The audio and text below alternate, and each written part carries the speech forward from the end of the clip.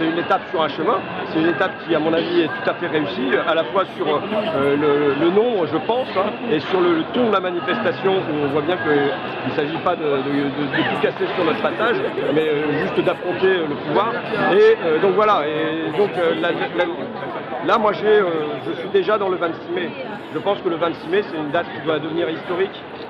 Là, ce qui se passe à Paris doit se passer dans toutes les villes de France.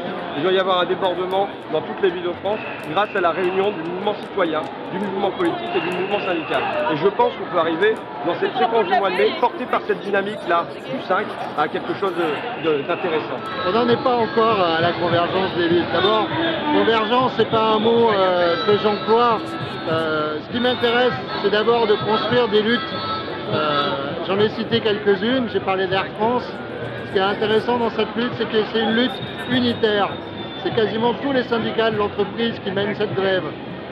À la SNCF, c'est pareil, c'est quasiment tous les syndicats de la SNCF qui mènent cette grève. C'est pareil aussi dans l'éducation, c'est pareil pour la fonction publique, c'est pareil dans les EHPAD.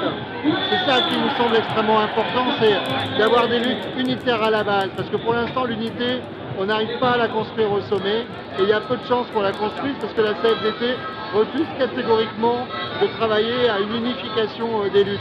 Donc construisons ces luttes à la base, ancrons-les, et une journée comme ici, celle-ci d'aujourd'hui, permet de montrer le soutien qu'il y a, le soutien général à ces luttes. Ça montre qu'on est toutes et tous ensemble pour un même projet de société face à celui de Macron, et qu'on est dans l'unité, et qu'il y a plein de jeunes, et que c'est festif, et qu'on est surtout à égalité ici, militants associatifs, militants syndicaux, militants politiques, militants non encartés. Simplement, voilà, on en a vraiment ras-le-bol, on est très en colère contre la politique de Macron et on souhaite autre chose. Les enquêtes dans l'opinion le montrent qu'Emmanuel Macron fait la politique d'une petite minorité. Oui, plus que jamais, Emmanuel Macron, vous êtes le président des riches et même des super riches. Ça n'est pas la bataille de quelques-uns pour leurs avantages. Ce qui s'ouvre, ce qui s'est ouvert et qui se poursuit aujourd'hui, c'est la bataille de tout le peuple français pour l'intérêt général et la République sociale. Voilà ce que nous voulons lui dire. Finalement, le pot-au-feu, ça peut être une unité de la gauche. Et l'unité, sans unité de la gauche, on ne peut pas gagner. Et là, tout le monde appelle, tout le monde appelle. Et vous savez maintenant que la gauche, c'est plus le Parti socialiste. La majorité de la gauche, c'est une douzaine d'organisations aujourd'hui. Elles sont toutes là. Et quand elles sont toutes là, il y a du monde.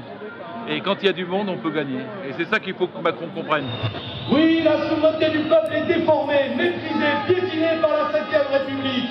Non, il n'est pas majoritaire de vouloir remettre en cause le code du travail, de vouloir augmenter la CSG pour les retraités, de vouloir baisser les APL pour les plus pauvres, de vouloir rendre 5 milliards d'euros pour les contribuables les plus riches. Ça n'est pas majoritaire dans le pays. La démonstration de force qui est faite là nous permet de repartir à l'assaut. Et nous avons une date dans des conditions politiques bien meilleures que celle-ci même du 5 mai, puisque le cadre commun, qui est composé à la fois d'associations, de syndicats et de partis,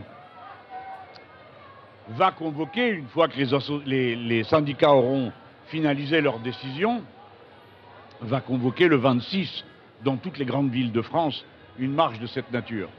Si bien que si le chef de l'État pouvait croire qu'il en avait fini avec nous, il découvre que c'est un commencement. Et on peut dire que la fin de semaine n'a pas été fameuse pour lui, puisqu'il a eu à la fois la mauvaise surprise et la bonne pour nous du référendum à Air France, manifestant l'unité des salariés de cette entreprise autour des mots d'ordre de combat. Et puis nous, parce qu'après le 1er mai, ils ont fait ce qu'il fallait pour faire peur à tout le monde, tous les jours, à toutes les heures. Et ils espéraient que les gens prennent peur. Et ce n'est pas du tout ce qui s'est passé. Si vous regardez bien, toutes les générations sont là. Toutes les couleurs de peau. Mais toutes les générations, ce qui est le plus important pour nous tous, c'est qu'on a là une expression du peuple français. Et c'était l'objectif. On ne voulait pas que les corporations restent isolées. Les cheminots tout seuls, le service public tout seul.